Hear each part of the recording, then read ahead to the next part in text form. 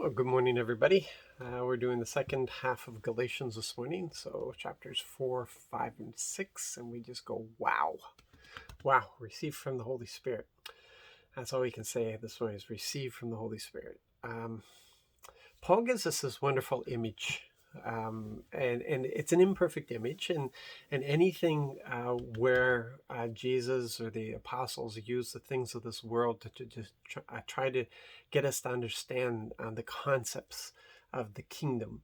Um, we've got to understand that there's no perfect matchup. Um, if we could understand the things of the kingdom, we wouldn't need these imperfect comparisons.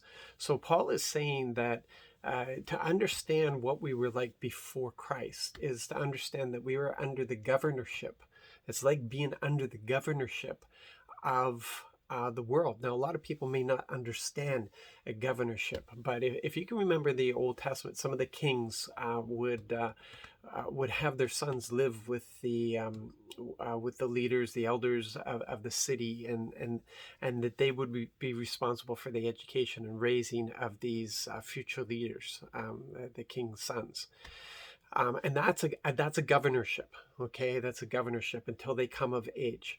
And that's what it was like. We were under the governorship of the world, so we had to follow the rules, the principles, the values of this world until Jesus came along, and he brought us out of that. He took us out of that and brought us into the correct position of sonship or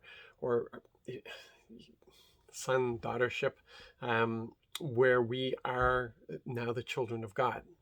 So in doing that, we moved out of this place of holding, of waiting until we're of age, and we didn't even realize that we owned all this stuff. The world treated us like we were nothing, and yet we are the kings and the queens. We own everything. It's all been given to us under Jesus Christ. And so he brought us into this freedom of childhood, of being the children of God. And so we're no longer, this is something we really need to get under, we're no longer under the systems of this world. We're no longer under fear. We're no longer under worry. We're no longer under anxiety.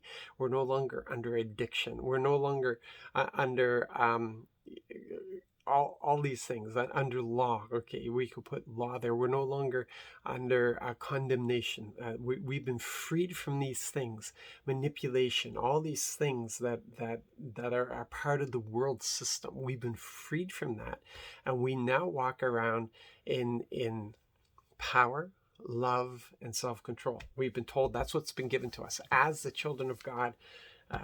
We have been changed. We have not been given the spirit of fear, of timidity. We have been given the spirit of power, of love, and of self-control, or sound mind in some translations. This is who we are. And so our problem is with identity, and we've talked about this for a long time. We forget who we are. We still walk around as if we're under the subjection of this world, as if we are still slaves to this world, and we're not. We're slaves to righteousness, to doing what is right according to Father's heart, not according to what we think, but according to His heart. And so we are submitted to that, and it is with power, and it is with love, and it is self-control, and that is the atmosphere in which we live and walk and operate in, regardless of what's going on in the world around us. That doesn't belong to us.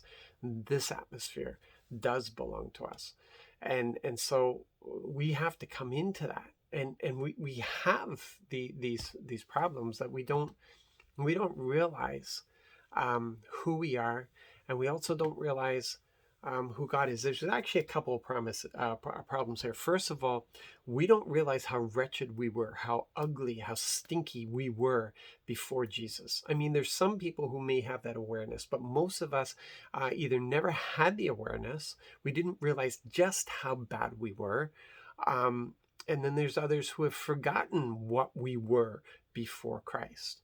And that means that we don't really know the value of what has been given to us. We forget the value of grace. We forget the value of that love. Forget the value of that acceptance and that forgiveness. We forget just how huge it is. And sometimes I think we need a fresh touch to remember,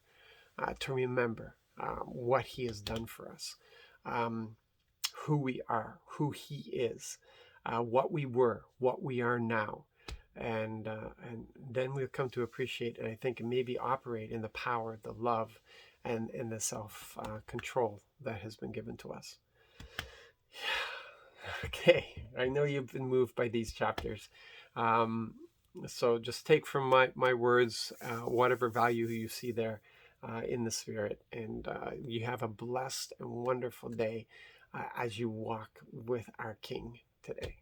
God bless.